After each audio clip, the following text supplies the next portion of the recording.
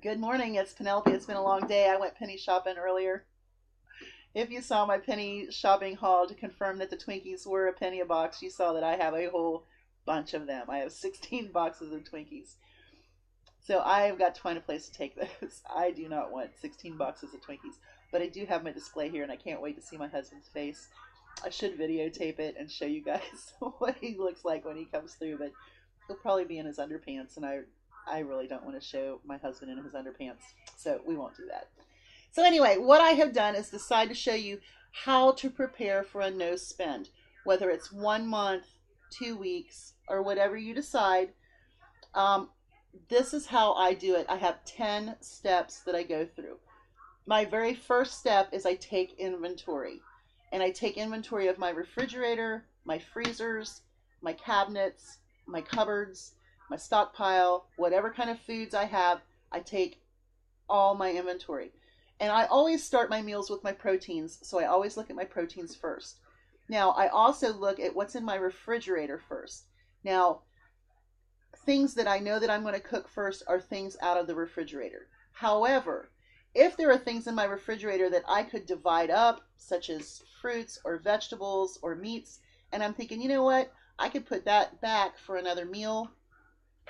Freezer bags are my friends. I love freezer bags. I am a freezer bag queen. Whenever I get these on sale, let me tell you, I jump at it, and I get a lot of them. Okay, so you take your inventory. Now, taking your inventory, what I do is I start with my proteins, and when I build my menu list, I start with a protein, I go with a side, and then I go with a vegetable.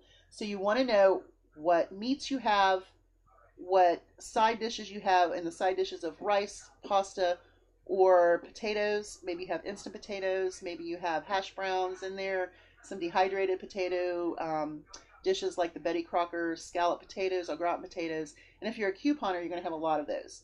So you want to know those. Another thing that you want to know is if you use Hamburger Helper, just know how many pounds of hamburger you have, where they are. Are they in the refrigerator? Are they in the freezer? And use those. Throw a can of peas in there and you got a meal. Now, some families are going to have more than my husband and I do because it's just him and I. So if you have kids, you want to make sure that your meals will feed all of you and your family every time you meal plan. So yours is going to change just a little bit for the amount that you're going to need. I know that if I find a 3 pound roll of hamburger in my freezer, that's 3 hamburger meals for my husband and I. Whether it be just a cheeseburger or some Hamburger Helper, which I rarely eat, but he likes it, so I make it, or tacos, or enchiladas, burritos. I know that 1 pound is going to be enough for one meal for us. Okay, now divide your perishables, and what that means is if you have fruits or vegetables that you know you're not going to use, but you would like to have those for later on your no spend, freezer bags. I love them. Now, secondly, I need to know, and I know about when my bills are coming in and what week they're going to be due. So when you're on a no spend, always know that you have to pay those bills that come in on that week. Now, I know that my first week of my no spend, which is this week, my Sears bill is here. I know that the minimum is 48, and that is one of the bills that we're doing this for, is to pay a lump sum. We are not going to pay a lump sum this time. We will pay the minimum of $48. I also know that probably in the mailbox, my car insurance is due. And I know that's about $95. So I am going to pay both of those bills that first week. Oh, right? Okay. So know what bills are coming up. And when they come in, post them on your refrigerator with magnets in the order that they're in. So that way you know, okay, the first bill is the first week. Now, if you have 2 bills on the same week, post them side by side. That's what I do. So I know what bills I've got to pay that coming week. And then I know, do I want to cut my grocery costs a little bit? Do I want to take a little bit out of my envelope for my bills? You know, if you have to, if your bills are a little bit more. My bills generally are right around $150, $200 a week max. Sometimes I might have one or two that's a little bit more, but then that's the only one I pay that week. Okay. Don't get behind. Don't do late fees. Don't do that. Okay. Number 3, get real about your weekly expenses. know how much gas you absolutely have to have in your car weekly. Know exactly what your kids need weekly. Be real about it. But if you have something on your weekly expenses that you really don't need, cut it out. Just cut it out cut it out one of the weeks and see how well you do without it. But you have to get real about your weekly expenses. You know, I can't not go without gas. I can't not go without, I don't know, a gallon of milk or a loaf of bread. There's some real normal expenses that I need. Cat litter. Absolutely would have to have cat litter. You know, so there are real things that you need to look at when you look at your weekly expenses. But there's things that we have on our weekly expenses that we don't need. Just remember that. Number 4, your to-go lunches. That's something else you want to prepare for. Whether, you know, I would say more in the wintertime, you could get the Hormel lunches on the go and the little things. Or to-go lunches you can prepare when you're starting your no spend. Any little leftovers you have, throw them in a container, put them in the freezer, or leave them in the refrigerator and take them to lunch. Your kids, you know your kids are going to have lunches. So you want to kind of see what they want to take.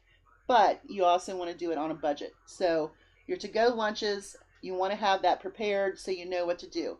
Now, on these two things over here, one is my menu list for 5 weeks, and the other one is my options for lunch.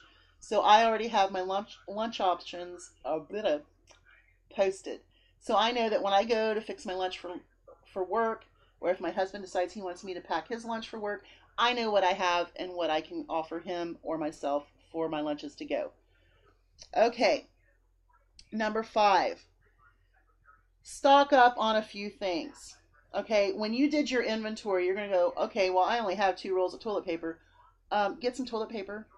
Go ahead. Do your stock up. If you know you're going to need some toilet paper, get the toilet paper. But find sales. You know, when you're stocking up for your no spend, make sure you're finding sales or coupons or doing something like that. So that way when you're stocking up, you're not going to spend a whole lot more when you stock up. For example, cat food, dog food, cat litter, whatever you need to stock up. Maybe you need some more meat, or you need more side dishes. You know, it's okay to prepare for a no spend and stock up a little bit. It is. It's okay. Number 6 and number 7. This is what I showed you up here. I have my meal list and I have my lunch list. And they kind of go together, but they are separate, because your meal list is your meals. You know, what am I going to cook for dinner? What am I going to pack for lunch? So they are separate. So I do my meal plan and my lunch plan.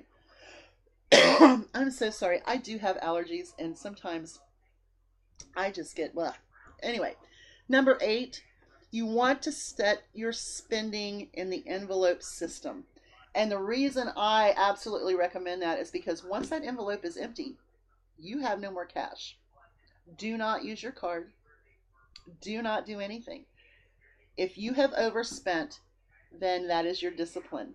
So I always recommend setting the spending in the envelope system. There are a lot of people that do the envelope system. They're going to have like 10 envelopes. Food, clothing. Personally, I don't need to buy clothing within that month. I don't. If I need clothing, I will buy clothing when I need it. And I'm pretty certain that I can go a month without buying a piece of clothing. If you need clothing, buy your clothing. I don't understand the envelope system for that, except for people that just really like to spend. Now, if you're a couponer and a deal seeker, if you want to put an extra $20 out there and you can afford that, do your deals. Do your couponing deals with $20. If you have to do the Dollar General Saturday 5 off of 25s, you have to do it. Set $20. Set a $20 limit. But anyway, I do recommend the envelope system because you can keep track of your change, and at the end of the week, the next week, You can figure out what you have left, and you don't have to put as much in if you don't spend everything out of that envelope, right? Okay. Number 9, get everyone on board. This is like super huge. Your spouse, you're going to go, hey, honey, guess what I'm going to do? And they're going to be like, are you kidding me? And say, okay, well, this is our goal. And that is what number 10 is. But number 10 should be number 1. Number 1 is have a weekly savings goal. Because you're not just going to do this just to do it. What is your goal? My goal is to get out of debt. My goal is to have $1,000 at the end of my no spend 5 weeks so that I can pay off my credit cards. And this is why I want to extend it 4 months, because that would give me $4,000 and then I could pay my whole debt off. Do you know how I would feel if I could just pay my debt off? Oh my gosh, it would be awesome. Then I could save and start saving for things that I really, really want and start my other savings accounts, checking accounts, and other accounts that I need. So, my cat's back here making noise. I'm like, what are you doing? Okay, so always know that you can prepare for your no spend, and this is what I recommend. So I'm just going to move that up front, put it right there so you can kind of see. Always have a goal and always prepare. Have a good day, all. Bye.